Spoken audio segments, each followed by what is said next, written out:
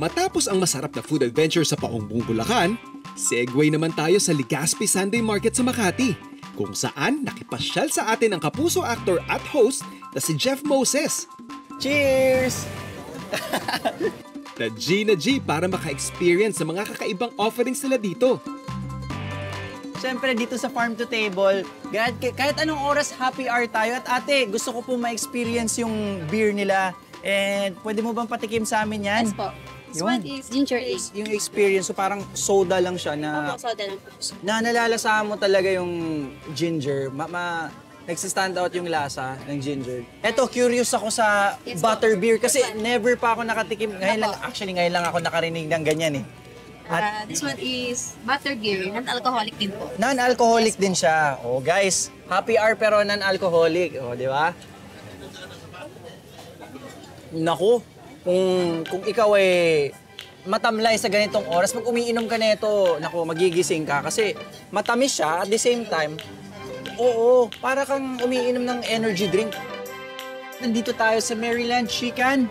One thing that I noticed is meron kayong watermelon, fried watermelon right here. A la quick style. A la quick style. So may Filipino blend pa rin. Yeah. Yes, so it's served a la quick style. So the story goes, my great-grandmother, after parties and New Year's, she would have reserves of watermelon. What she would do with those watermelon is just cut it up into small little slices, batter it up, and then serve, and then fry it. Nice. Ang saya, parang quick lang yun, no? We add some of my great-grandmother's homemade vanilla icing. Really ties it all together.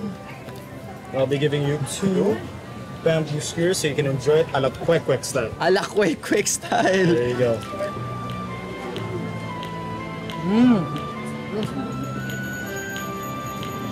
Ang sarap. So, di ko ina-expect na bagay pala siya sa... Is it vanilla syrup? Yeah, it's vanilla icing. Vanilla All icing. homemade. All homemade. Guys, ang sarap. Sana matikman din ninyo dito. And, ako guys, promise may enjoy nyo tong watermelon a la kwek Style. Yes, a la kwek style. Pero syempre, hindi lang yan ang mga masasarap na sorpresang naghihintay para kay Jeff.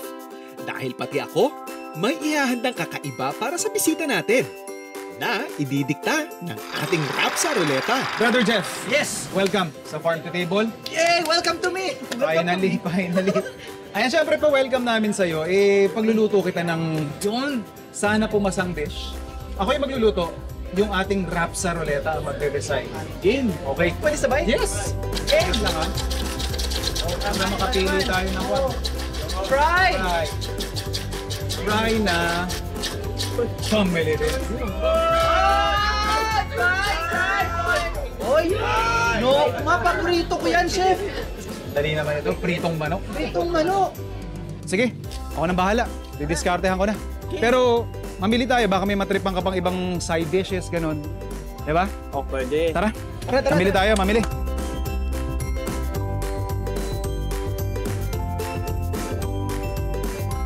Sir Ferdy. Hello, sir! Good Kaibigan natin si Jeff. Hello, sir. Ayan. Nice meeting you po. Isang nga pong one. Ito. Yan, okay na yan. Yung mga nabibili kasi na yun sa groceries, 45 days lang yon. So, very tender lang yung karne nun. Tsaka, hindi mo na kailangang iluto ng matagal.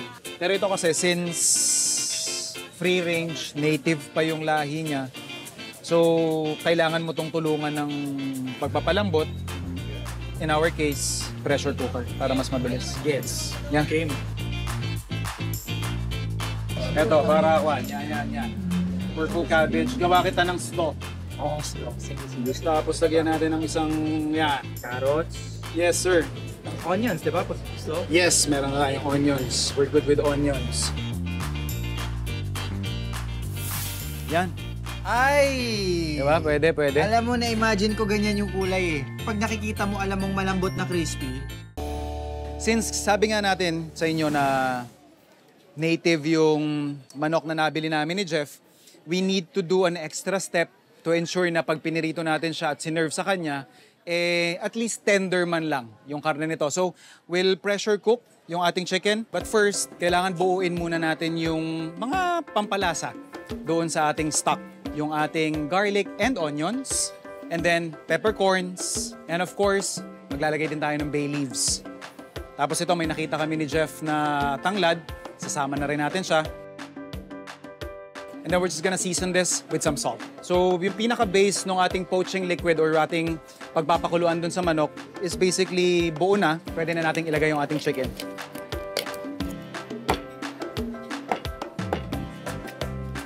So itataas lang natin yung pressure and then we're going to cook this for about 20 to 30 minutes.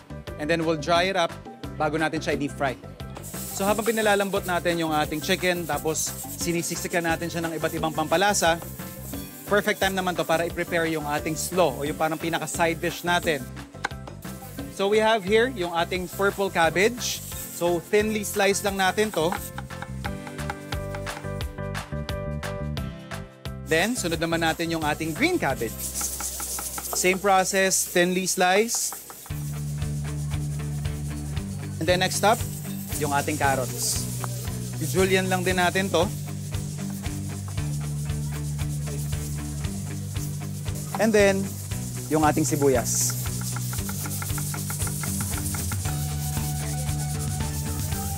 Now, para mas malasa yung ating slaw, sisison ko na to ng konting salt and then hahayaan lang nating magkatas. Tapos mamaya, bago natin i-serve, ifo-fold lang natin to sa mayonnaise after nating tigaan yung excess moisture.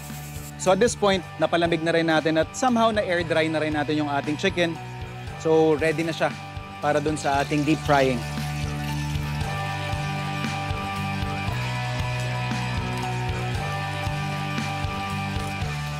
Para lang din mas ma-infuse pa or mas lumabas pa yung lasa ng lemongrass, maglalagay lang ako doon sa ating oil.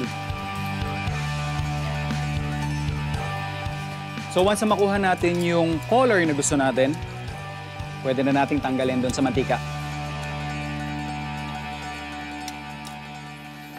At habang mainit pa siya, some final touches doon sa ating dish. Yung isa na bili natin na coconut sap syrup, i-glaze lang natin doon sa ating fried chicken. Then konting kick. We're just gonna finish yung ating slaw, or coleslaw. We just wanna remove yung excess moisture na yon. And then we're just gonna add in some mayonnaise. Pwede na tayo mag-serve.